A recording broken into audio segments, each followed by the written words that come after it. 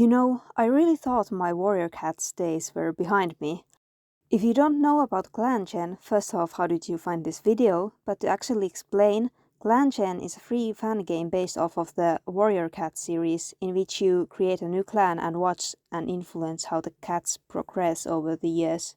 There's been a lot of videos of other people chronicling what their cats have been up to, and it honestly seems so much fun. I'll link a few in the descriptions that have especially inspired me, but with the introductions out of the way, let's actually get to the focus of this video, ClayClan. ClayClan lives on the moors of a mountain valley, with their camp being underground. I imagine that they're similar to old WindClan's tunnelers from the actual series, if you're familiar with that concept. Their territory is rather small, so they're trying to make the most of it by also inhabiting the underground. ClayClan and their neighboring clans were formed from the remnants of two larger clans, which collapsed due to a combination of corruption, mass extinction events, and outside forces. This of course caused a whole lot of drama, but in the end, when Starclan called upon the living cats, advising them to rise from the ashes, the matter was settled for the most part. In the end, there were 9 cats that wished to start anew, and ClayClan was officially formed. With the backstory out of the way, let's start with our cats in Starclan. The cat in charge of guiding ClayClan's dead to Starclan is the decade-dead Ghostpaw, who was 8 moons old when he died. Because none of our living cats are over 10 years old, they couldn't have had a personal attachment to him. I imagine he volunteered for this role since he died so young and wanted to cement his legacy from beyond the grave and get the chance to contribute that was robbed of him in life. He didn't have to wait long before getting to work because Luna died of red cough on the 2nd moon. Just a moon before that, he was found abandoned by his 2 legs by the Thunderbat and took shelter in ClayClan for his recovery, but he died on the very next time skip. There's not much to say about him since he died so soon after joining. I'm just mourning the potential. The second, unfortunately the only other cat to die this year, was the 78-moon-old Hollow Bumble. She was a playful cat and well liked by her clanmates. The only thing known about her death is that on the 5th moon she went missing for some time and was found dead within the territory, cause unknown.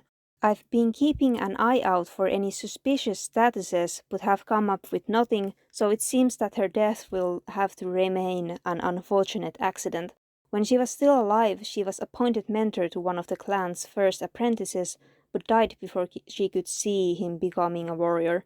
She doesn't seem too upset about her death, content to watch the clan from the stars. And finally, let's go over the living cats.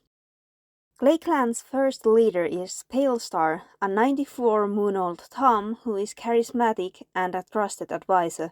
He was chosen by Starclan for the role, but as he was one of the cats advocating for a new clan, he wasn't too surprised when he was picked for the position. So far, he has fared well. He fought off a rogue and mentored one of the apprentice-age clan founders. He has a good relationship with the majority of the clan. Personally, he's been well, but is a bit worried about the stress on the clan's only medicine cat due to the myriad of health scares that have led to several cats being bedbound for moons. He's hoping this is just bad luck and not a sign of Starclan regretting their decision.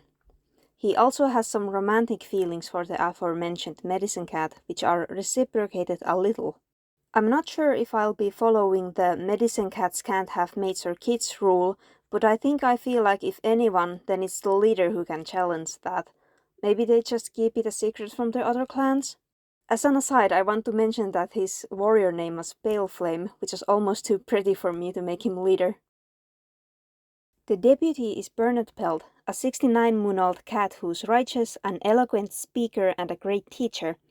That last trait especially has been put to good use, as Bernard Pelt has fully trained one apprentice, took over Hollow Bumble's apprentice's training after her death, and is currently mentoring a new one. Though not all has been well with the most recent apprentice, Turtlepaw, since she's been in the medicine den in lieu of a broken bone. On top of that, Bernard Pelt seems to really dislike her. Their only statuses together are of Turtlepaw interrupting Bernard Pelt's silence and Bernard Pelt not being able to stand her, while they're both in the medicine den. Because yeah, on top of that, Bernard Belt got hit by a monster and broke her jaw on the very last moon. Outside of her weird beef with her apprentice, Bernard Belt actually does get along with the rest of the clan, being good friends with her previous apprentice and a fellow warrior. She doesn't currently have crushes on anyone, but is being crushed on by Palestar and that warrior friend. It's too soon to say if either of those will go anywhere. Here's to hoping for a swift recovery.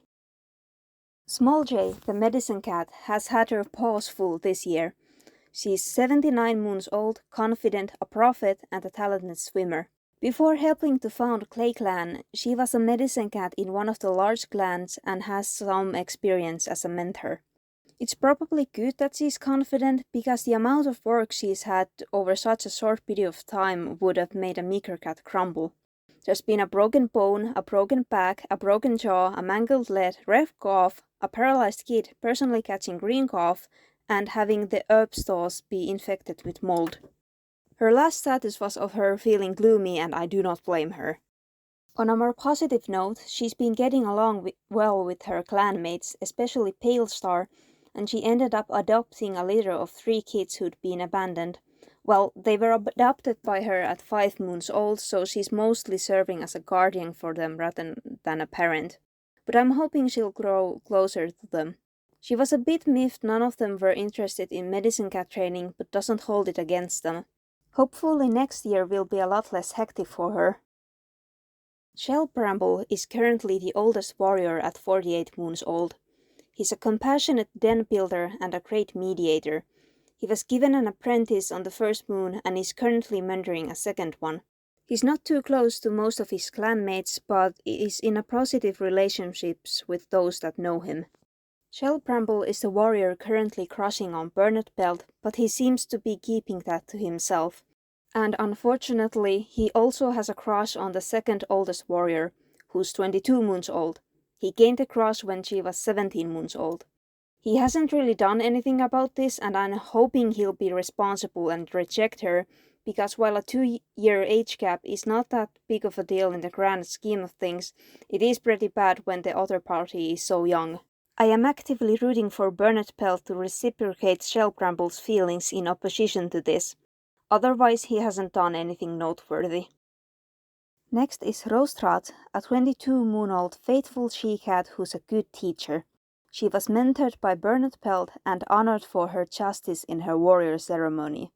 I am choosing to read her feelings for Shell Bramble as puppy love. Maybe when you're older, buddy.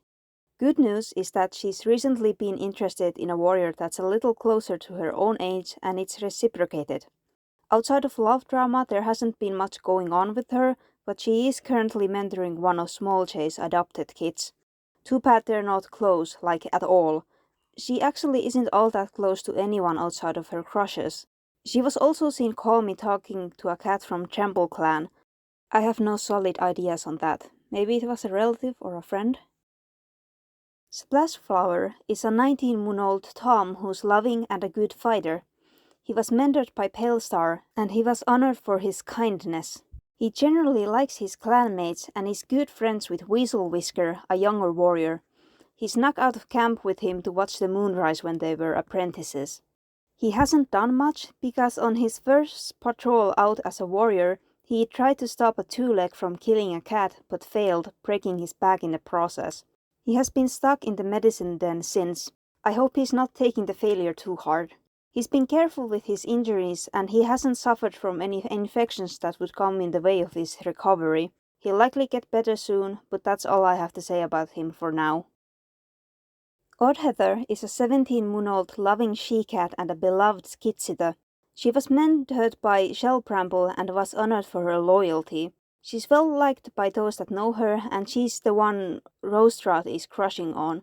When she was still an apprentice, Oddheather got her leg mangled by a fox and was stuck in the medicine den for moons. Luckily, she recovered with no issues. She is currently mentoring an apprentice who's paralyzed. It's been a unique job, as a big part of Oddheather's job is to monitor her to see if it's safe for her to continue her warrior training. And that's about all Oddheather's been up to. Weasel Whisker is a 17-moon-old Tom with a righteous personality. He also has ghost sight, but it's yet to affect his life. He was mentored by Hollow Bumble and later Burnet Belt after the former's death. He graduated a little late at 14 moons, and in his warrior ceremony he was honored for his consideration. Case in point, the very same moon he decided to adopt 2 4-moon-old kids from a kitty pet who couldn't take care of them anymore. Weasel Whisker doesn't really know what he's doing as he's very young for a parental job, but he insisted. He's relying a lot on Small J, especially in case of his kids that's paralyzed. Considering his age, I may refer to him as an older brother figure, but family tree-wise he is their guardian. Outside of that, Weasel Whisker's very good friends with Burnet Pelt and Splashflower. He's currently mentoring one of Small J's adopted kids. Let's go over Small J's adopted litter now, who are all 9 moons old. Beetlepaw is first in the litter. He's ambitious and confident with words. Beetlepaw's relationship with his siblings is as close can be, and they're all very slowly warming up to Small J as a guardian figure. He's being mentored by Rosetrot. Swiftpaw is strict and oddly observant, a deadly combination for any future troublemakers. He's being mentored by Weasel Whisker and has been getting along pretty well with Pale Star. Last in the litter is Turtlepaw, who is insecure and likes to splash in puddles. This was previously mentioned when I was talking about Burnet Pelt, her mentor, that Turtlepaw has a broken bone. What happened is that she got battered by a badger while investigating an old set. This happened on her first patrol out. As of now, she's still in the medicine den.